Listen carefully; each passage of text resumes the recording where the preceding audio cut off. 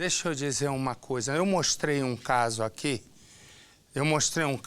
Põe ali para mim, daquele homem ali, né? Ele foi num baile e tal, a moça gostava de baile, ele chama Washington. Ele entrou no salão e matou a namorada, que chama-se Vilani, né? E aí o que acontece? Ele foi, chamou Vilani para conversar na área de fumante e lá ele sacou uma faca. Ele foi preso, né? E agora ele está começa o julgamento dele. Põe no Cidade. A dona desses chapéus era uma mulher cheia de planos, bonita, jovem, com muitos sonhos, todos interrompidos pelo homem que fazia parte desses sonhos. Ela é muito amiga.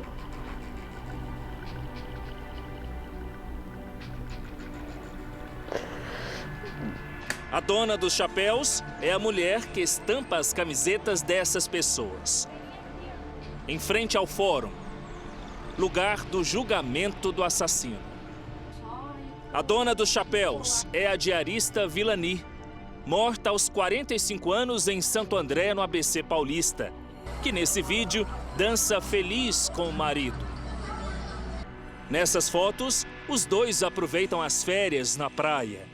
Depois, registram momentos numa pousada. São as últimas fotos de Vilani.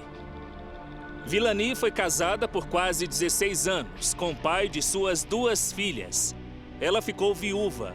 2 anos depois, começou a namorar o Washington.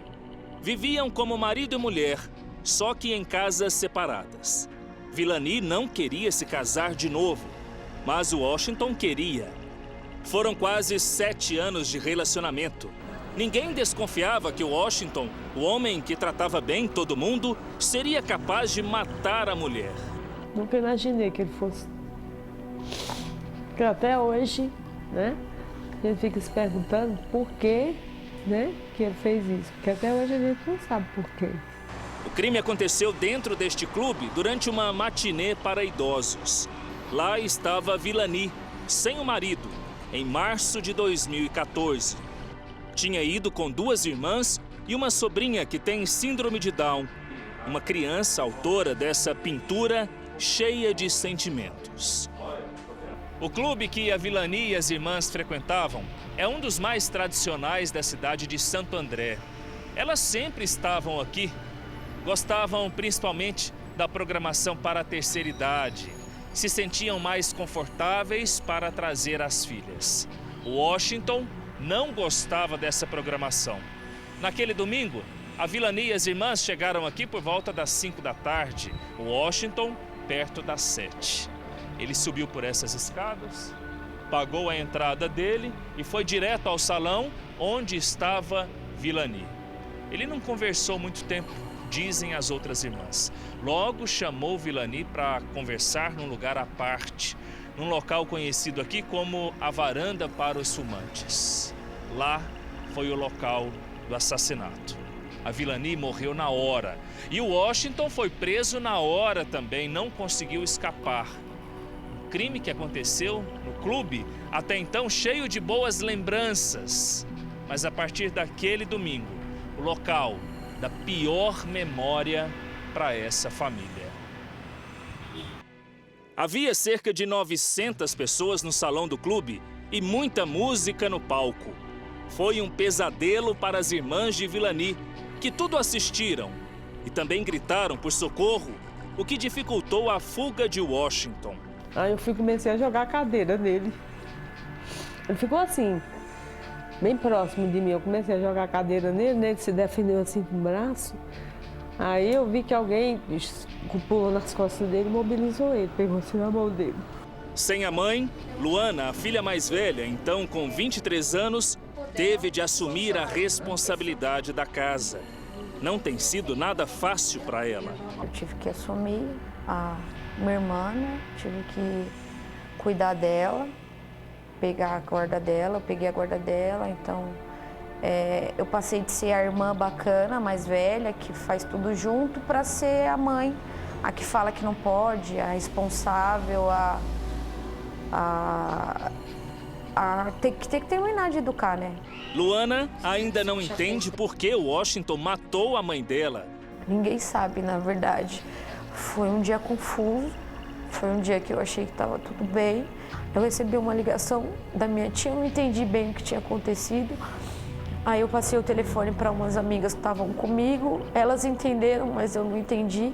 E aí eu fui até o salão. Quando eu cheguei lá, eu não sabia ainda. Eu vi a ambulância, achei que ela estava só machucada. Achei que ele tinha batido para machucar, sabe? E eu fiquei sabendo uns 40 minutos depois, assim, que o policial veio conversar comigo, falou que ela não tinha aguentado. Não se recorda de discussões fora do comum entre eles. Na verdade, eu não consigo entender o motivo de ninguém tirar a vida de outra pessoa, independente de ser da minha mãe ou não. No processo judicial, Washington é descrito como frio, calculista e mais perigoso do que aparenta ser. Os advogados tentaram que ele respondesse em liberdade, mas a juíza do caso não autorizou.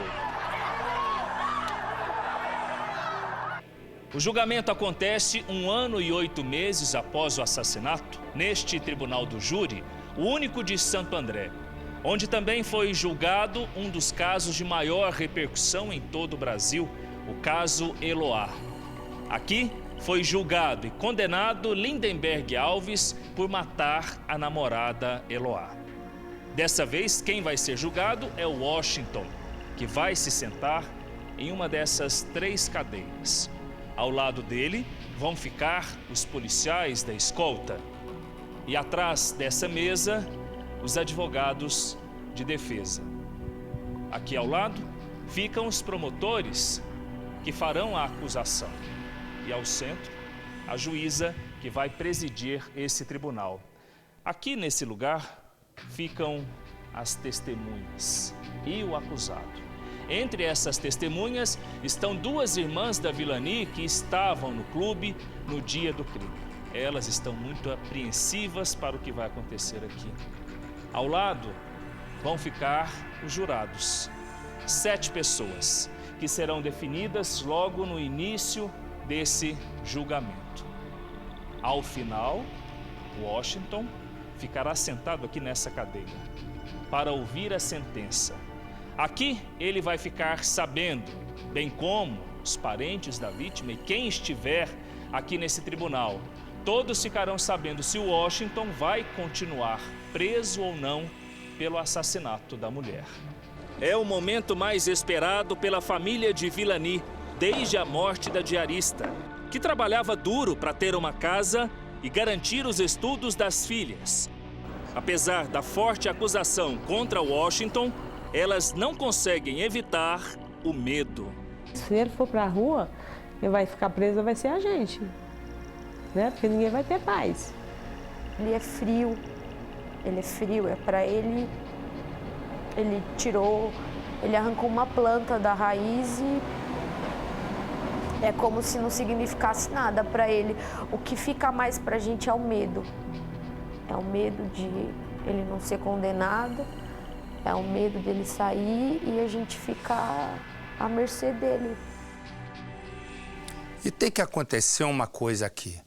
O Conselho Nacional de Justiça tem que entrar no circuito para criar um padrão. O sujeito que mata e tudo já está, a confissão já está tudo certo, fica na cadeia ou solta. E o ideal é que fiquem na cadeia todos, né? Porque a juíza, no caso desse aqui, agiu perfeito. Deixou ele na cadeia. Essa história de residência fixa, não ter antecedentes criminais, ela tem emprego, ela desprezou tudo isso em razão do legal, mas fundamentalmente do legítimo. É legítimo alguém matar outra numa covardia dessa e sair por causa de uma bobagem, um artifício da lei? Claro que não. Então deveria regulamentar para todos os juízes. Matou, tem prova, confessou o crime, cadeia nele. Foi exatamente ele agora, né, começou o julgamento e aí o nosso Bruno Peruca tem mais informações. Diga lá, Bruno. Boa noite, Marcelo. Olha, o julgamento continua, né, aqui no Fórum de Santo André. O que acontece nesse momento? As testemunhas de acusação estão prestando depoimento e esse julgamento ainda não tem um prazo para terminar, viu, Marcelo? Pode ser que corra ainda durante toda a noite de hoje, viu, Marcelo? Toda a noite de hoje, é? Pode ser que dure, né, a noite de hoje até por volta de meia-noite, até 11h30 mais ou menos. Tá bom, então. Deixa eu te fazer... Mas eu queria te fazer uma pergunta. Que eu tô... Essa camisa você ganhou de que sertanejo? Eu sabia que viu alguma coisa. Esse aqui foi o Teodoro Sampaio que me deu. Quem? Quem te deu? Teodoro Sampaio. Teodoro bom. Sampaio. Ah, então tá bom. Encontrei eles na Record domingo, eles participaram do Domingo Show. É, não, porque é inacreditável, né? Você vem para um programa e vem como se viesse para um show sertanejo, ficou ótimo. E amanhã me procura que eu vou dar uma parada no teu cabelo que tá ficando grande de novo. Tá bom? Tá bom. Combinado. Combinado? Combinado, doido de pé, tadinha. A mãe jogou ele do bueiro, ele conseguiu escapar. Valeu, obrigado. Fui. Ah, troca aqui. Tira. Meu Deus. Olha, cara. Olha e me conta. Se isso é cara de um ladrão. E esse ladrão é espada. Pensa num ladrão espada, né? É ele. Ele é tão espada como ladrão. Mostra aí a arma dele. Olha como é que a zebra ia assaltar. Ele achou esse pedaço de negócio no meio da rua, ele saía atrás das pessoas com essa espada e dizia assalto, assalto, assalto. A PM disse, tá preso, tá preso, tá preso. E foi. Põe no Cidade. Um tipo de espada feita de alumínio, com 40 centímetros de comprimento. Esta era a arma usada por Clayton Alexandre da Silva Lima, de 29 anos, para intimidar as vítimas. Segundo a polícia, ele roubava quem passava embaixo do viaduto no centro da cidade. Este jovem, que não quer se identificar, ajudou a polícia a encontrar o criminoso. Ele foi atacado pelo ladrão, mas conseguiu fugir. Quando eu fui atravessar a rua, esse cara chegou, falou, perdeu, já era. Daí, quando ele viu que eu ia fugir, ele me agarrou pelo braço. Daí ele pegou e tentou me acertar com a faca quando eu fugi. Clayton vai voltar ao presídio central, de onde saiu no início do ano, após cumprir pena pelo mesmo crime. O que chama a atenção da polícia é a audácia do bandido. Ele continuou no mesmo lugar da tentativa de roubo para esperar outras vítimas. Eu estava esperando para assaltar outra pessoa já. Nossa Senhora, olha a sua história. Tira a espada daqui das minhas costas. Pensa no seguinte. Um motorista de ônibus, olha onde chega a violência. Não parou no ponto, o passageiro fez sinal e o motorista foi embora. Certo? Ok. O que aconteceu? O passageiro que fez assim, segundo testemunhas, ele foi e disse, tá certo. Pegou um outro ônibus e esperou o tal do motorista que não parou. No ponto final, quando o motorista desceu do ônibus, o sujeito sapecou o motorista de tiro que está em estado grave. O atirador fugiu, ninguém sabe quem é e ninguém viu. Põe no Cidade. A mochila do motorista ficou jogada em cima do painel do ônibus. Jorge Ferreira Leite, de 57 anos, foi baleado no rosto logo depois de concluir o trajeto da linha que liga o terminal Capelinha ao bairro Valo Velho, no extremo sul de São Paulo. Estas imagens, gravadas com celular logo depois do crime, mostram o trabalhador caído na calçada, já inconsciente. Gravemente ferido, ele esperou mais de 10 minutos por uma ambulância, que não apareceu. Jorge acabou socorrido por policiais militares. Ele foi levado para o pronto-socorro do Hospital Campo Limpo. Com mais de 10 anos de trabalho na mesma empresa, como cobrador e depois como motorista, Jorge foi vítima de um crime covarde provocado por um motivo banal. Em depoimento à polícia, o cobrador contou que o atirador havia discutido com o motorista pouco antes do crime. O motivo? Jorge não teria parado em um ponto onde o atirador estava. Colega de trabalho de Jorge e integrante do Sindicato dos Motoristas, Farley reclama da insegurança e não acredita que Jorge tenha deixado algum passageiro no ponto. Conhecendo o seu Jorge pelo profissional dele, eu acho isso meio difícil, hein? Porque ele é profissional no trabalho dele.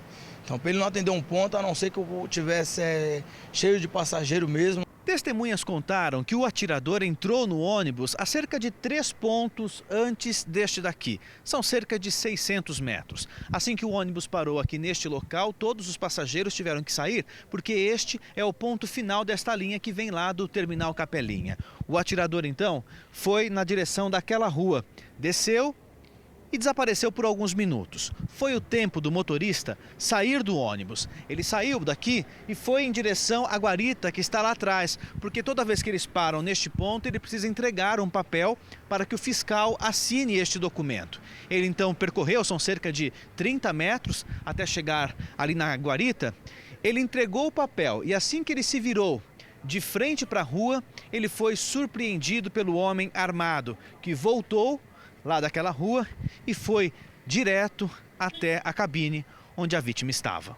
Depois de acertar o motorista, o homem fugiu e ainda não foi identificado. Esta moradora diz que o local onde o crime aconteceu é violento e lamenta que o motorista do ônibus tenha se ferido. Gente fina, muito educado, tratava sempre as pessoas com respeito. Não tinha problema nenhum.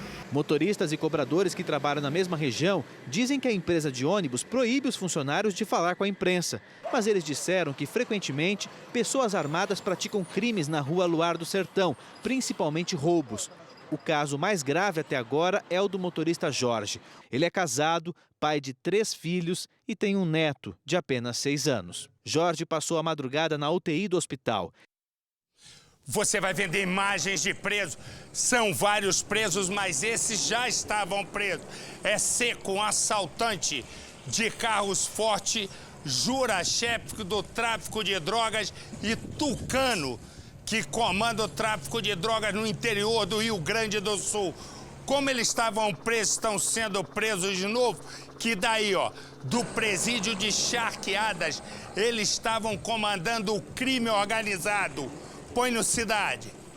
Os principais criminosos do estado se uniram na Penitenciária Estadual de Segurança Máxima de Charqueadas e a investigação da Polícia Civil descobriu um amplo esquema de atuação. A cadeia servia como um quartel-general do crime. O conhecido assaltante de carros fortes, José Carlos dos Santos, o Seco, foi trazido para prestar esclarecimentos no DEIC de Cabeça Baixa. Logo atrás, o traficante Juraci Oliveira da Silva, o Jura, que mesmo preso, segue no comando da venda de drogas no Campo da Tuca, zona leste da capital. Na cadeia, a cela de Jura ficava sobre a de Seco, que também fez amizade com outro traficante, chamado Tucano, responsável pelo abastecimento em Santa Maria, região central do Rio Grande do Sul. Para tomar conta de um ponto de tráfico no Beco da Tela, em Santa Maria, com o uso da violência, as relações de Seco na cadeia foram além. Interceptações telefônicas confirmam as ordens de violência.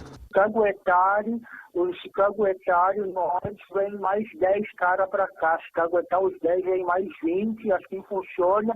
Se caguetar o seguinte, não vai ter nem barraco mais para morar. Vai ter que gravar a pata, essa é a lei. Trabalhar para nós também, não trabalha para mais ninguém, essa é a lei, entendeu? As investidas de Seco no tráfico de drogas em Santa Maria iniciaram ainda no ano passado. Mesmo assim, o bandido sentia falta de assaltar carros fortes. Dentro da cadeia, ele soube pelo celular, através da internet, de um ataque frustrado. O deboche é que, com a participação dele, a ação poderia acabar de outra maneira. O que eu ia te dizer, amigão? Me diz uma coisa, que falta faz eu na rua, hein? Tu concorda ou não concorda? Fazer o quê, né? Eu não consegui ver direito, eu só vi ali na televisão e coisa, na internet aqui, mas como diz o outro, só arranhar a casa do gato. Mesmo com celulares na PASC, Seco planejava crimes através de mensagens cifradas, Para fornecer drogas à cidade universitária de Santa Maria, Seco estabeleceu uma relação de troca com Jura. Em função da presença de Seco e de Jura aqui na sede do Departamento de Investigações Criminais, houve um bloqueio na entrada. O policiamento foi reforçado e também do lado de fora. Olha só, nesse momento aqui, abordagens são realizadas pelos policiais.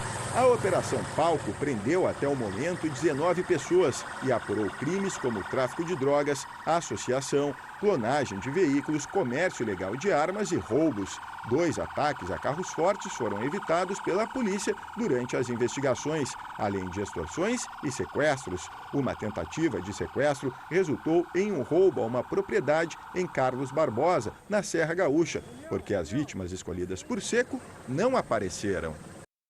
É engraçado, a internet não pega lá em casa, a internet não pega aqui, e dentro da cadeia pega. O cara tem internet, telefone e celular dentro da cadeia. Eu pago uma grana pra Vivo pra ter internet e não pega. Pode, tá, mas a Vivo do meu celular tá mais vivo, tá é morta, porque não pega em lugar nenhum. Me dá a imagem, vai, meu filho, não atrapalha o meu trabalho, não. Você tá vendo se um ladrão, ele foi roubar numa das avenidas mais importantes aqui, perto do Palácio do Governador Geraldo Alckmin. Bom, se ali tem assalto, imagina aqui na esquina. Resumo, o que aconteceu? Quando alguém viu ele roubando, meteu bala. O ladrão morreu. Quem atirou, ninguém sabe. Ainda bem. Põe no Cidade. A mãe precisou ser carregada por amigos depois de ver o filho morto no asfalto. Rafael Costa Alves tinha 21 anos de idade, uma vida inteira pela frente, mas foi vítima da escolha que fez. Levou um tiro certeiro depois de promover um arrastão na Avenida Giovanni Gronchi, no bairro Morumbi, zona sul de São Paulo. A arma usada era um simulacro. Rafael abordava as vítimas com uma pistola de chumbinho. Testemunhas disseram que Rafael veio da Bahia há cerca de 2 meses e passou a morar em Paraisópolis, no Morumbi. O local escolhido para os crimes foi no mesmo bairro, uma avenida movimentada, de onde as vítimas não teriam como escapar. O outro assaltante ficou responsável por pilotar a moto. Ele fugiu assim que ouviu os primeiros disparos. 2 vítimas assaltadas no mesmo horário e na mesma avenida prestaram depoimento na delegacia da área. Agora devem ser ouvidas também por agentes do DHPP, que estão investigando a morte do assaltante. Até agora, ninguém sabe quem atirou. E aqui é um caso de sapequeaiá da terceira idade. Bota ali. O de boné branco é seu Antônio. Seu Antônio está com 79, ele é casado com a moça do meio, Maria Aparecida. Antônio sai todo dia na rua gritando: eu faço sapequeaiá todo dia. Aos 79 anos eu sapequeaiá todo dia. Maria Aparecida tá rindo, mas não é para Antônio. Tá rindo pro moço do lado que chama Casimiro. Casimiro, Maria Aparecida é boa de cozinha, todo mundo adora o tempero dela. Casimiro foi provar da comida, acabou se adaptando. E foi ficando no tempero de Maria Aparecida. Só que aí Maria Aparecida fez uma prova olímpica. Pulou a cerca de casa e foi para a casa de Casimiro. Depois de um tempo ela viu que Casimiro não era bem o que ela pensava. Ela foi e pulou a cerca, ganhou medalha de ouro e voltou pro seu Antônio Sapequento. O que aconteceu? Aconteceu o seguinte: Casimiro disse: triângulo amoroso comigo não. Sabe o que ele fez? Eu volto já. Pensa no seguinte: um policial, ele está no prédio, ele mora no prédio. De repente ele se aborrece com um adolescente. Passa um homem e diz assim: calma, meu amigo. O policial senta a mamona no cara, ameaça atirar. Os moradores correm, sentam a mamona no policial que agora promete vingança. Põe no Cidade. Essas imagens foram feitas logo após os disparos e mostram o policial de camiseta branca com a arma na mão. Ele demonstra estar nervoso e anda de um lado para o outro, fazendo ameaças. Um homem de camiseta escura tenta acalmá-lo. Enquanto isso, a adolescente, baleada na perna, é ajudada por moradores. As marcas dos disparos estão por todos os lados, como na fachada deste apartamento. A sessão de tiros tirou a tranquilidade do condomínio, localizado na Estrada dos Palmares, em Santa Cruz, zona oeste do Rio, e assustou quem vive aqui. Segundo os moradores, foram momentos de pânico. Houve muita correria. O policial teria efetuado pelo menos 10 disparos, todos na direção de pessoas que passavam pela rua.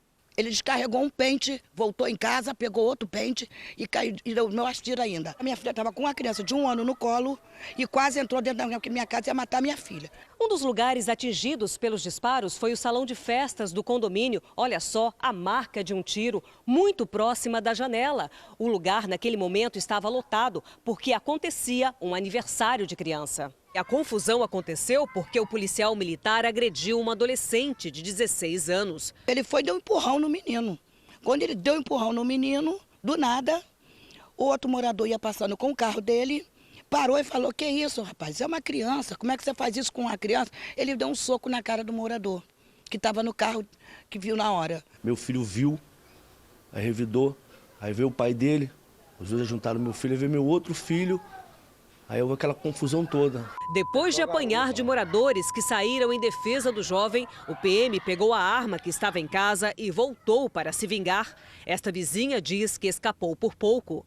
Quando ele baleou a garota, que ele olhou para mim, eu pedi a ele, pelo amor de Deus, não faz isso. Do mesmo jeito assim, ele conseguiu, deu os 2 disparos, meu vizinho me empurrou, quase que o tiro pega no meu rosto, ainda foi em casa, carregou e voltou para dar tiro em cima da gente de novo.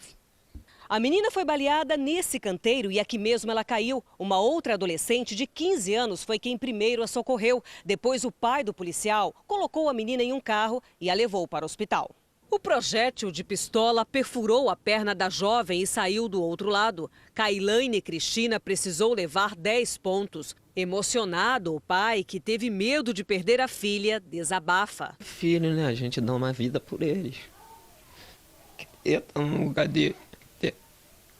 Não consigo nem falar, entendeu? Mas graças a Deus, Deus é bom e nada de ruim aconteceu com ela. Para você que está fora de São Paulo, eu desejo uma excelente noite, fique com Deus, um forte abraço e amanhã nós nos encontramos aqui no nosso Cidade Alerta. Tchau. E nós vamos aqui para a sapecagem da terceira idade. Este se chama Antônio.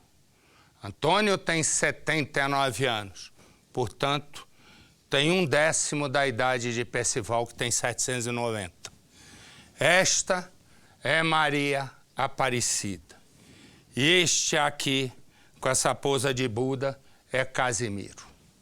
O que que acontece? Maria Aparecida é uma mulher que todos no bairro, todos adoram. Por quê? Porque Maria Aparecida sabe cozinhar, ela tem um tempero que é um segredo. E ela é casada com Antônio ali, de boné branco. Antônio tem 79 anos de idade, ele anda pela rua e conta, né? Todo dia eu faço sapé que aiá com Maria Aparecida. Como a comida que ela faz bem temperada, isso me deixa o sangue mais grosso e eu parto para a guerra. Bom, resumos, quem diz é ele. E se ele é sem vergonha, não tem a ver com isso, não. Aí, o que que ocorre? E Maria Aparecida é boa de cozinha naquele dia primeiro. Quem chega? Casimiro. Casimiro é amigo da família. Chega para jantar. Maria Aparecida tá lá, mexendo na panela, e Casimiro tá olhando, um pouco de longe, mas tá olhando pro busanfão de Maria Aparecida. Até que ela vira, dá-lhe um flagrante, ele diz: lascou, vai reclamar de mim. Bobagem, ela riu. Quando ela riu, Casimiro disse: vou posar aqui mesmo. Toda noite ele ia, de tanto ele ir, resumo, Maria Aparecida começou a treinar para a próxima Olimpíada no Rio. Ela vai participar da prova de pular cerca. O que ela fez? Pulou a cerca e foi morar com Casimiro. E aí, estava tudo muito bem. Só que Casimiro e ela acabaram se desentendendo. Quando acaba desentendendo, ela vai, pula a cerca de novo, volta para Antônio.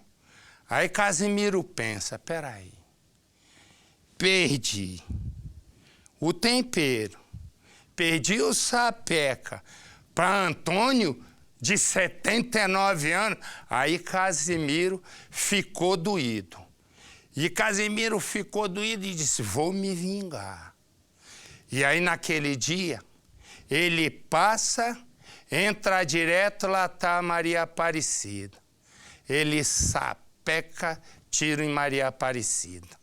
O filho de Maria Aparecida tenta defender a mãe, o Alexandre, né? Que é um rapaz bom, que amava a mãe. Ele também acaba ferido. Maria Aparecida acaba morta. Casimiro, bom, a história começa assim.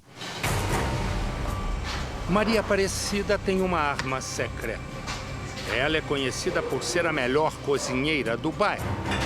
O tempero que ela usa ajudou a conquistar Antônio, com quem é casada há quase 30 anos. Essa comidinha boa que você sabe fazer? Fazendo já pra gente comer bem sozinho. O casal tem filhos e netos.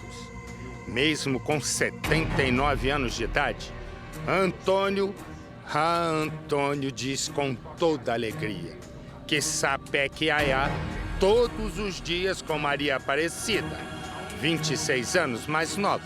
Quando não estão sapecando, Maria Aparecida e Antônio estão com os filhos e os netos. A casa vive sempre cheia. Um dia, Casimiro, 63 anos, amigo da família, é convidado para jantar. Janta, obrigado pelo convite. Bem-vinda aí. Oi, tudo bem? Senta aí. A gente? Vou sentar aqui. Vamos aproveitar a xepa que a nossa mãe cozinha bem, meu caramba. Isso, cozinha bem, né? Você vai experimentar. Ele experimenta o tempero secreto de Maria Aparecida e se apaixona. Realmente, eu vou essa gostar. mulher é maravilhosa. Meu tempero é Se é especial. comida, eu vou gostar. Casimiro começa a aparecer quase toda noite para jantar. E de tanto elogiar o tempero, ele descobre que Maria Aparecida tem outras habilidades. Vamos fazer um brinde? Vamos. Vamos aproveitar a oportunidade. Ninguém desconfia do sapeca e aiá dos amantes. Até que Maria Aparecida pede o divórcio e assume o namoro com Casimiro. Aí eu preciso falar com você. Fala, querida, o que foi? Aí eu quero o divórcio. Divórcio? Por quê? Ah, não dá mais. Os dois ficam juntos por 5 anos. E aos poucos, os elogios de Casimiro vão diminuindo. É aí que Maria Aparecida sente saudade de Antônio. Sente saudade Saudade do Antônio. dos elogios que ele fazia em todas as refeições. Podia estar com ele até hoje. Maria Aparecida arruma as coisas e volta para os braços de Antônio, dos filhos e dos netos. Deita aí, seu... Some logo! Casimiro fica sem comida e sem sapeca e aiá. Sem mulher? Sem nada. Antônio e os filhos recebem Maria Aparecida como rainha. Eu te amo, querida. Cuidam dela como um tesouro. Fazem de tudo para agradá-la. Mas uma coisa que ninguém abre mão é da comida de Maria Aparecida. Vou falar pra você, a felicidade muitas vezes tá, sabe aonde? É do nosso lado e nas atitudes. Uma mulher completa dessa que faz tudo que a gente gosta. O triângulo amoroso da terceira idade parecia ter terminado.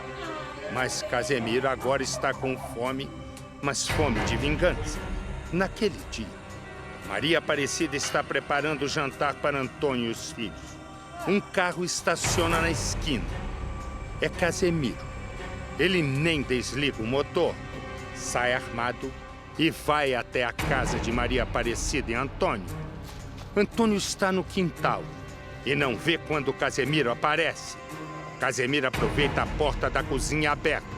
Assim que Maria Aparecida vê o ex-namorado, ela se assusta Mas Casemiro não dá oportunidade para nada. Atira. Maria Aparecida morre ali mesmo, ao lado do fogão. Alexandre ainda tenta salvar a mãe e também é baleado.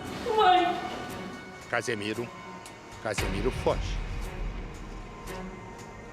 Uma mulher cercada por filhos. Sempre nos ajudou. No momento ruim, no momento bom, ela tirava de letra, ela sempre estava do nosso lado, né? Ali era a mãe para mim, meus primos, para minha família inteira. Cercada pelo amor de Antônio. E cercada também por um homem que não aceitou ser deixado de lado por ela. Não tenho palavras para explicar. Não tenho. Maria Aparecida foi morta com um tiro à luz do dia. Foi a pior visão e a pior recordação que eu tenho na minha vida. Vou levar para sempre isso aí. Ver minha mãe do jeito que tá, ela morreu como nada.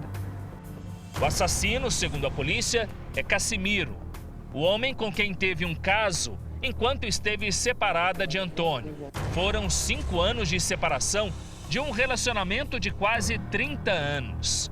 Nesse intervalo, Casimiro apareceu. Foi em Cotia, na Grande São Paulo, que tudo aconteceu. Maria Aparecida tinha voltado para casa após se separar de seu Antônio, de 79 anos. Passou por mim assim, e não deu nem para... Passou rapidinho, não deu nem para conhecer direito. O assassino foi visto por testemunhas deixando o carro dele do outro lado da rua e caminhando por essa calçada, sozinho, armado, em direção à casa da Maria Aparecida, que fica bem aqui nesse lote, onde existem 3 casas de aluguel. Daqui ele seguiu, rapidamente determinado por essa calçada, para cá. Não se preocupou em ser visto pelas pessoas que estavam na rua e depois reconhecido. Passou por aqui, desceu as escadas, o portão estava destrancado e foi até aquela porta. Foi por essa porta que o assassino entrou na casa. Nós vamos mostrar para você de casa o local do crime, onde a Maria Aparecida foi assassinada. Ela morreu bem aqui, ó, neste canto, ao lado do botijão, em frente ao fogão. Quem vai nos contar um pouco mais do que aconteceu aqui dentro é o filho mais novo, o Ailton. O Ailton ele não estava na casa no momento que tudo aconteceu. Você tinha acabado de jantar, isso? Acabado de jantar. E você foi pra rua? Foi, minutos não, coisa de minutos. A sua mãe? Ela tinha acabado de fazer a janta, ela estava terminando de mexer só a couve. Na couve ali, na mistura. Meu pai. No caso, tudo está como ela deixou. O irmão dele, o Alexandre, que é mais velho, estava aqui na pia, lavando a louça, ajudando sua mãe, isso? Isso. E o que aconteceu? Para a gente mostrar a pessoa de casa, entender um pouco mais. Aqui tem um segundo piso, que é um pouco mais baixo. O assassino, Casimiro, é teria ficado aqui. Daqui mesmo ele chegou a cumprimentar o seu irmão, isso? Cumprimentou meu irmão. Cumprimentou o irmão e ele sacou a arma e atirou na sua mãe, que estava naquele canto. É isso, né? Isso, verdade. O que aconteceu com o seu irmão depois? Conta pra gente. Meu irmão tentou pegar alguma coisa para tentar se defender. Parar, se defender com ele. Ele abaixou nesse canto. Ele abaixou para pegar a coisa que ele pegou um tiro nas costas. O Alexandre. Aí o cara foi, empurrou meu pai, porque meu pai tem problema de vista, glaucoma forte. Ele empurrou meu pai e saiu. Casimiro, o autor do crime, era amigo da família da Maria Aparecida, que desconfiava do caso entre os dois. O filho baleado não pôde participar do velório, nem do enterro da mãe, por causa do tiro que o acertou. Casimiro desapareceu. Foi procurado pela polícia, mas conseguiu escapar. Ao que tudo indica, não aceitou perder Maria Aparecida para o ex-marido dela. Acabei de enterrar minha mãe. E o que passa? Aos 21 anos de idade. E esta é a imagem do homem que está foragido. Se você viu esse homem, se você conhece esse homem, se você sabe onde ele está, ligue. Ligue para o Disque Denúncia. Ligue para a polícia. E a sua identidade vai ser mantida no mais absoluto sigilo. Corta aqui para mim.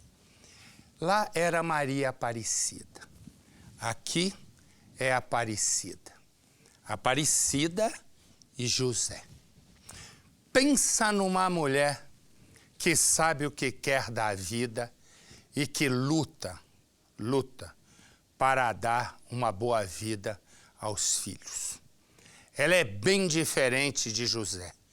Enquanto Aparecida luta para ganhar dinheiro, para crescer na vida, enfim, para ter um futuro bom. José, vou te contar, José está mais cansado que Percival. Não faz nada, José. José quer viver na aba de Aparecida. E ele está sempre cansado, sempre. É só olhar aqui, ó, a cara. Falar em cansado, ele e José. Tá um, tá outro. Aí o que acontece? Ela, é que nem eu vou fazer contigo. Ela cansa dele e manda, diz, ó, vai baixar no outro centro, que esse aqui já tá todo ocupado. Cai fora. E ele vai. De repente ela tem uma ideia. Chama um filho e diz assim, vamos abrir uma transportadora? Para ter uma noção do que é uma mulher aplicada, em pouco tempo o negócio cresce e ela já tem 4 caminhões. Isso é tudo jogo rápido. É aí que José deixa de ficar cansado. Ele deixa de ficar cansado para ir fazer o mal. Ele fica com ciúmes da ex-mulher, né? Que já tentava se defender dele na justiça. Ele invadiu a casa. Mostra a casa da moça para mim. Olha a casa dela. Vai vendo o que o José fez. O José foi lá e tocou fogo na casa inteira. Por sorte não aconteceu nada com ela nem com os filhos. Filhos também dele. Resumo, José ainda disse assim na corrida, ainda vou levar esse teu caminhão para mim. E fugiu. E ele está realmente foragido. Põe no Cidade. Um caminhoneiro é procurado em todo o país. José Vanderlei Moreira, de 63 anos, é foragido da justiça. Ele estaria neste caminhão de placa KNI 3304 de Goiânia, Goiás. O veículo é da ex-mulher dele. Por medida judicial, José Vanderlei estava proibido de chegar próximo da ex-mulher, mas ele ignorou uma decisão da justiça.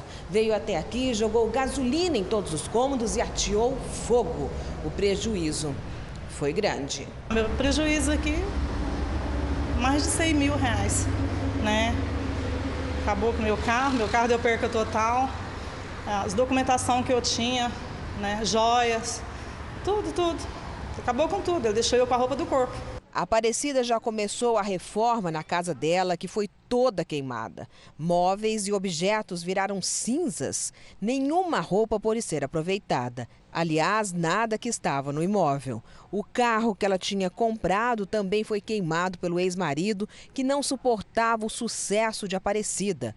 Depois da separação, ela e o filho mais velho do casal montaram uma empresa de transporte de cargas. Este ano, ela comprou a 4ª carreta. José era empregado da ex-esposa. O filho tem vergonha da atitude do pai e não esquece as palavras agressivas de José. Eu guardo muita mágoa dele, né? Em vez de desejar o bem, só desejando o mal para mim. O que você já ouviu que ele tenha falado de você?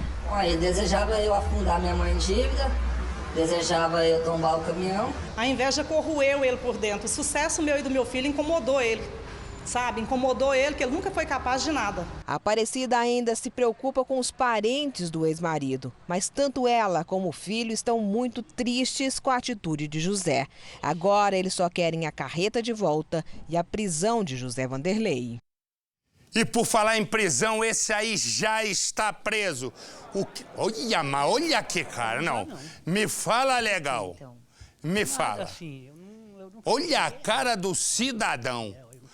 É um Benito de Paula piorado. Porque o Benito é bacana, é bonito, é meu camarada. Ele quis imitar o Benito é careca. Como é que pode? Ele quis imitar e ele canta. Ele foi preso cantando, ai, Charlie Brown. Então, resumo, o que foi preso? Ele foi preso porque abusou abusou da sobrinha, 13 anos de idade. Ele devia ser preso, julgado e ser condenado e para prisão perpétua ou pena de morte. Porque um cara que vai abusar de uma criança não tem solução à vida. Ele vai repetir isso sempre. Põe no Cidade. Agora que está preso, ele tenta se explicar. Eu não fiz nada, né? Eu estou esperando rapaz, o exame, entendeu? Mas para a mãe da vítima, não há explicação para o que ele fez. É horrível. Foi o pior momento da minha vida que eu estou passando. Destruiu praticamente uma família. Marco Antônio, de 47 anos, foi preso depois de tentar invadir a casa de uma menina de 13 anos. A mesma que, em 2006, teria sido abusada por ele, mais de 4 vezes. Para entender a história, vamos voltar no tempo. Marcos era casado com a tia da vítima e ninguém nunca desconfiou das atitudes do criminoso. Pelo contrário, Marcos trabalhava como pedreiro e, nas horas vagas, fazia questão de ajudar a família. Ele conseguiu, por muitos anos, esconder o que ele realmente fazia. Ele é cínico, dissimulado, frio e calculista. Mas foi em 2006 que Marcos começou a mostrar a verdadeira face. E os abusos aconteciam aqui no conjunto de casas. Marcos aproveitava a saída dos parentes para trabalhar e ficava a sós com a menina. Numa das vezes, ele ficou responsável por buscá-la na escola. Assim que chegaram aqui na casa, começaram os abusos, as agressões e várias ameaças. Eu agradeço a Deus por minha filha estar viva, né? Que a minha filha conseguiu se escapar desse atentado. Há cerca de 5 anos, Marcos se separou da tia da vítima e mudou de casa. Mesmo assim, tinha livre acesso ao local. Por mais de 8 anos, a menina escondeu de todos o que estava acontecendo. A verdade só veio à tona depois que Marcos tentou novamente abusar da vítima, agora com 13 anos de idade. No dia em que foi preso, Marcos tentou invadir a casa da vítima. Ele entrou por este corredor e se escondeu exatamente neste espaço. A jovem, que estava sozinha em casa, ouviu um barulho estranho e saiu para ver o que estava acontecendo. Na mesma hora, deu de cara com Marcos. Ela se escondeu em casa e se trancou no quarto. Pediu por ajuda. Mesmo assim, o criminoso insistia para entrar. Este vizinho chegou a ver o criminoso. Eu ouvi uma gritaria na casa do lado aqui na frente, e uma pessoa falando palavrões, né, gritando palavrões aí. Eu escutei até quando a pessoa falou assim, aqui quem manda sou eu. A polícia foi chamada e ele foi preso logo depois, próximo à casa da menina. Com ele, a polícia apreendeu um celular com conteúdos pornográficos e o canivete que ele teria usado para ameaçar a vítima. Além disso, nas redes sociais, a polícia encontrou conversas com crianças. Na delegacia, a menina, que até então não havia falado para ninguém sobre os abusos, contou em detalhes o que aconteceu. Se a minha filha não tivesse conseguido se trancar dentro de casa, eu te garanto que a minha filha não estava aqui agora comigo. Eu estava no velório da minha filha. Depois de ouvir a confissão de Marcos, o delegado conta sobre o perfil do criminoso. Uma pessoa que tem um comportamento anormal, dissimulado, inquieto. A vítima, que agora tem que passar por tratamento psicológico, não consegue esquecer os traumas. Ele é um monstro. Ele é um monstro. E lugar de monstro é no manicômio judiciário, já que no Brasil não tem prisão perpétua, mas se a junta multidisciplinar, psicóloga, assistente social, psiquiatra, chefe de disciplina, enfim, todas as pessoas dentro do manicômio judiciário quiserem, ele pode ficar para sempre. O primeiro exame é feito em 3 anos, depois se repete a cada 1 ano. E ele ficaria, se bem que para um caso desse que não tem recuperação, imagina um sujeito fosse uma criança, né, hoje com 13 anos, né, que é uma criança, agora imagina antes. E aí eu pergunto o que eu faço. Um sujeito desse tinha que ficar na prisão perpétua ou pena de morte, que nesse caso eu sou totalmente a favor. Você é, Faraó? A justiça, aliás, deve uma resposta, Marcelo, porque esse aí, por exemplo, se ele for solto, ele vai voltar a fazer a mesma coisa. É absolutamente incurável. Então, o que você vai fazer? Ou segrega definitivamente, ou bye-bye. Bye-bye. Se o que quer dizer isso, mas fala bye-bye. Enfim, a gente traduz. Amanhã ele explica. Aqui, vocês vão ver 2 ladrões de rara inteligência. Eles são tão inteligentes que vinham fazer concurso para o IME, para o Instituto Militar de Engenharia. Porque para ver 2 ladrões dessa inteligência é difícil a gente encontrar. São 2 zebras, mas pensem em 2 zebras. Um chega para o outro e diz assim, e aí, tá afim de um assalto? O outro diz, tô dentro. E o que a gente vai assaltar? Qualquer otário que passar, vamos pegando uns otários aqui, outro ali, e a gente faz um dinheiro. Aí outros para ele, mas tá certo disso, cabeção? Rapaz, é comigo, meu. Nós vamos arrebentar hoje de ganhar dinheiro assaltando. Aí eu disse, é mesmo? Rapaz, tá comigo, cabeção, e foram assaltar. Eles de cara encontraram 2 caras lá, aqueles 2 trouxas. Aí eu disse, aquilo tem razão. Não falei, cabeção. E foram. Um era sargento da PM, o outro era coronel da PM. Não é à toa, põe a imagem. Que as 2 zebras foram presas. E foi ligeiro. Cê é burro, hein, ô cabeça de canário? És uma besta.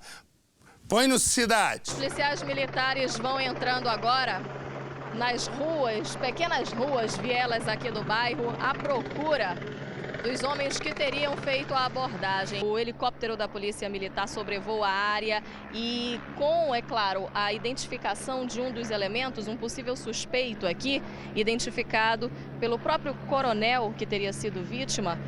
Ali ele está sendo ouvido pelos policiais e a partir das informações que vão sendo coletadas com este homem, este suspeito, é que os policiais saem à procura do segundo criminoso que teria conseguido fugir com o armamento do policial, o sargento Holanda, que dirigia um carro descaracterizado da polícia a serviço da Polícia Militar. Estava ele e o coronel aqui no bairro e os 2 homens abordaram os 2 policiais militares, sendo que um deles, o sargento, teve a sua arma, a sua pistola, levada por um dos criminosos. Você teve participação? Não, senhora, não, senhora. Você apontou com quem está a arma? Você conhece essa pessoa? Estava com a minha filha, estava com a minha filha, com a minha mulher. Mas você teria confessado para a polícia? Não fui eu. Coronel, o senhor pode explicar para a gente, então, como foi essa abordagem? Nós estávamos saindo do engarrafamento, aí que nós fomos abordados por um, que é o Eliseu, que já estava com a arma apontada na direção do sargento, que era o motorista. E o outro já estava pelo lado aqui atrás do porte, foi quando ele me pegou que eu desci do carro. E eles levaram então as armas de vocês? Não, eu não estava com arma, eles levaram a arma do sargento. Só uma arma? Só uma arma, só levaram uma pistola e eles estavam com outra pistola. Entendi. E também levaram alguns objetos de vocês, a sua pasta? Levaram a pasta, que ela já foi recuperada, né? Eu tentei uma reação, mas o coronel achou melhor que não, porque poderia acertar em alguma pessoa que estava passando na hora, no caso as mulheres, então eu joguei a arma para trás do banco, mas ele conseguiu abrir a porta, né, e com a arma engatilhada, colocou a arma na cabeça, fez aquelas ameaças de sempre com aquele jargão de perdeu, perdeu. Então foi manter a calma, deixar eles consumar o fato e depois acionar os companheiros para o que aconteceu agora, né? A prisão culminou na prisão dos 2. Acorda para mim. Ricardo e Tainá se casam, mas Tainá guarda um segredo. Um segredo do pai, que é Edmilson. Ela não conta com o pai que ela apanha, e ela não contou para o pai, num determinado momento, que ela passou 3 dias trancada e sendo torturada. Edmilson resgata a filha. Ricardo não aceita, e ele vai em busca para matar o sogro. De uma história que começa assim. Quando Tainá conhece Ricardo, ela acha que encontrou amor para toda uma vida. Um amor de adolescente. Tainá tem apenas 13 anos. Ricardo Conquistador é mais velho, 17 anos. Os dois se conhecem na escola e logo começam a namorar. Mas o pai de Tainá, Edmilson, não gosta da ideia. Ele tem um pé atrás com o namorado da filha. Mas Tainá está apaixonada.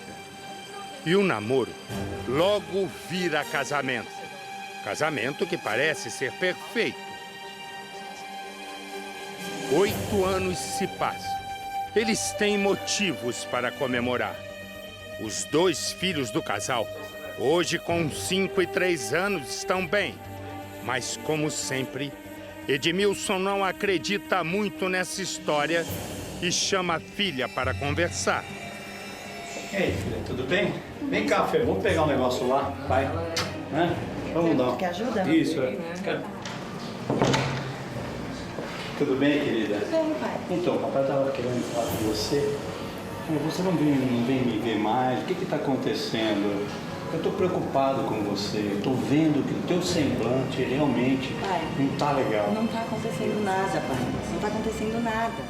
A filha diz para o pai que está tudo muito bem e que a vida é um conto de fadas. Eu vivo num conto de fadas. Eu nunca estive melhor na minha vida. Mas ele percebe que há algo de errado. Ricardo fica incomodado com o sogro e pede para ele se afastar. Amigão, segura um pouco a onda aí, que ela vai só estar conversando comigo aqui um pouquinho. O senhor não se mexe, pode ficar tranquilo, tá tudo bem pra gente. Cuida lá do nosso filho, tá? Um dia, Tainá chama o pai. Ô, pai! Pai, vem cá um pouquinho. Já vou, filhinha. Diz que precisa falar a verdade. Tainá conta que apanha do marido e que a vida, na verdade, é uma história de terror. Eu não tô mais aguentando, eu não sei mais o que fazer. São 8 anos que a gente tá junto e eu não sei como me livrar dele. Você lembra o que eu te falei? Quando o pai tem uma visão, é visionário, o teu pai te alertou a respeito disso? O pai dá um ultimato e pede para a filha se separar de Ricardo. Me ajuda, eu não sei o que fazer. Diz que vai ajudar a cuidar das crianças. Pega os seus filhos, você entendeu? Traz e nós vamos cuidar deles aqui, você entendeu? Junto, eu e você, tá? Vamos ser uma família de verdade agora. Tainá volta para casa decidida. Mas adivinha o que acontece? É agredida novamente. Ricardo tranca a mulher no quarto por 3 dias. Eu só tava lá conversando com ele. Você tava conversando ou tava tentando destruir a nossa família? As agressões não param. Não, você não vai ficar aqui. Não! Você vai ficar aqui agora. Mas ela consegue escapar. Vai na polícia e pede uma medida protetiva. É o fim do sofrimento. Pelo menos, é o que Tainá acredita. Ela volta para a casa dos pais e leva as crianças. Joia, pegou suas coisas? Peguei, pai. Ricardo perde a cabeça. Diz que a história não vai terminar assim. Depois, os dois fazem um acordo e combinam os dias de visitação. Ô, e aí? Filha, sobe, vai. Quem sempre busca as crianças é Elaine, irmã de Ricardo. E quem entrega é Edmilson. Tudo bem? Tudo. Olha, tá aqui. Tudo vai bem, mas Ricardo não aceita a separação e agora corre atrás da ex-mulher. Tainá fica balançada, mas Edmilson logo se mete. Ricardo, que já não ia muito com a cara do sogro, se revolta ainda mais. Somente Não quero, não vai conversar não. A tua vontade vai ficar na vontade, não vai conversar não. Não quero mais, some daqui. Não quero mais. Ela com você. Falou? Você entendeu? Mais um dia de visita. Ela chega com as 2 crianças, uma em cada mão. Mas quando Edmilson olha, percebe que 2 homens aparecem ao lado dela. Quem é esse pessoal aí? Os assassinos se aproximam e, sem nada falar, atiram. Tainá ouve, sai correndo, tenta socorrer o pai. Não há tempo. Edmilson está morto. Alguém me ajuda! Polícia! Meu Deus do céu! Na fuga, Elaine corre na mesma direção dos assassinos. Tainá chora. Ela tem certeza. Ricardo, ex-marido, está envolvido no assassinato do pai. O crime aconteceu quando Elaine, a irmã de Ricardo, foi devolver as crianças para Tainá, que depois da separação foi morar na casa do pai. No dia do crime, a Elaine, que é a irmã do Ricardo, deixou o carro estacionado naquela rua. Estava descendo com os 2 meninos para devolver para Tainá, já que eles haviam passado o final de semana com o Ricardo e a família dele. Ela fazia exatamente este trajeto, quando a mãe da Tainá, pela janela, viu que outros 2 homens também desciam a rua ao lado dela. Mas ao chegar aqui no portão, Elaine chamou Edmilson e os outros 2 rapazes continuaram a caminhada. Ela chegou a chamar por 2 vezes o pai de Tainá. Ele veio aqui no portão e atendeu. Os 2 netos entraram, ficaram ao lado dele. A Elaine chegou a pedir desculpas porque havia demorado para trazer as crianças. Ele disse que não tinha problema. Foi só ele dizer isso que os outros 2 homens que haviam descido a rua voltaram. Aqui no portão, dispararam várias vezes contra a vítima. Logo depois, eles fugiram, subiram a rua. Elaine também foi embora. O seu Edmilson foi socorrido por populares, levado ao hospital, mas lá não resistiu. Tainá não tem dúvidas de que o pai caiu numa emboscada. Eles não vieram para fazer uma maldade com as crianças, eles vieram para matar o meu pai, porque foi de perto. Quando eu cheguei aqui, meu filho estava nos pés do meu pai. Segundo ela, Ricardo achava que Edmilson era o responsável pela separação. Acho que na opinião dele, ele acha que não foi eu que fui atrás, foi o meu pai. Que o meu pai impedia a gente de ficar junto. Tainá e Ricardo ficaram juntos por 8 anos e tiveram 2 filhos, de 3 e 5 anos. Eles estão separados há 4 meses. A jovem ficou com as crianças e Ricardo ganhou na justiça o direito de ficar com os filhos aos finais de semana. Tainá e Ricardo se conheceram ainda na escola. Ela com 13 e ele 17. De acordo com Tainá, foi amor à primeira vista. E não demorou muito e a jovem engravidou.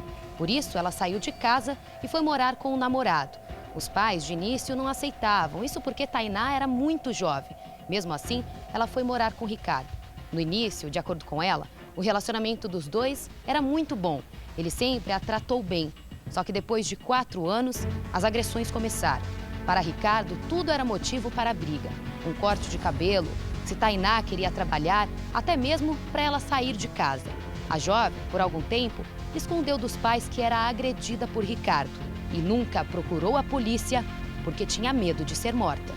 Ela chegou a sair de casa por algumas vezes, mas bastava receber uma ligação que ela voltava para Ricardo. Eu cheguei a me separar, assim, mais coisa de dias. Aí ele vinha atrás de mim e eu, besta, acreditava na história que ia mudar, acabava voltando. A última briga do casal foi o motivo para que Tainá pedisse o divórcio. Ela conta que foi trancada por Ricardo em casa com as crianças e apanhou por 3 dias. Me torturou, aí a minha cunhada conseguiu distrair ele e eu corri pro meio da rua. Aí você decidiu então sair de casa, você veio para casa do seu pai. Ricardo chegou a ameaçar os próprios filhos. Ele queria fazer alguma coisa comigo. Aí ele ameaçou as crianças, falou que ia matar porque era sangue do meu sangue. Falou isso pra você? Falou. Depois disso, Tainá decidiu pôr um fim no relacionamento. Foi até a delegacia, registrou um boletim de ocorrência por ameaça e agressão e pediu uma medida protetiva para que Ricardo não se aproximasse mais dela. A jovem voltou a morar na casa dos pais e foi muito bem recebida, principalmente por seu Edmilson. Tainá queria voltar a trabalhar e realizar o sonho de se tornar uma advogada. O pai sempre a apoiou em tudo, principalmente na questão do divórcio. Isso porque Ricardo não compareceu na primeira audiência e seu Edmilson ficou responsável por entregar a intimação para o ex-genro. Eles achavam que tudo estava resolvido, que Ricardo não faria mais ameaças. O que ninguém sabia é que o pior ainda estava por vir. Eu ficava com medo, sei lá, assustada. Pelos meus filhos, pela minha família. Depois de ver a situação que a filha ficou na última briga, Edmilson fez questão de abrigá-la em casa e não queria que Tainá se encontrasse mais com Ricardo. Mas por várias vezes ele ligava, tentava reatar o relacionamento. Para Tainá e a família, não há dúvidas de que Ricardo tem sim envolvimento com a morte de seu Edmilson. Isso porque 2 dias antes do crime, quando a ex-cunhada veio buscar as crianças, a Tainá tentou entregar para ela a intimação. Só que ela disse que não iria mais se envolver no relacionamento dos dois e pediu para que a jovem entregasse para outra pessoa. Outro ponto que intriga a família é que Elaine, quando buscava as crianças, costumava deixar o carro estacionado em frente à casa. Naquele dia, ela estacionou nesta avenida e depois dos disparos, fugiu na mesma direção que os criminosos. Como estava escuro no dia do crime, a mãe de Tainá não conseguiu ver o rosto dos criminosos. A polícia irá ouvir nos próximos dias o depoimento de Ricardo e de Elaine. Tainá não sabe onde irá encontrar forças para seguir a vida. Eu tô arrasada. Perdi meu pai. Agora tenho que cuidar da minha irmã, minha mãe, dos meus filhos. Tô sozinha agora. Só ele que eu tinha. E sente medo de que algo possa acontecer com ela. Ele morreu por mim. Ele morreu por mim. Dói muito? Muito. É uma dor que ninguém merece sofrer, ninguém.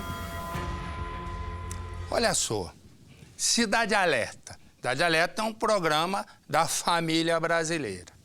Agora vai vir Rei Davi, o seriado da família brasileira. Depois, a novela da família brasileira.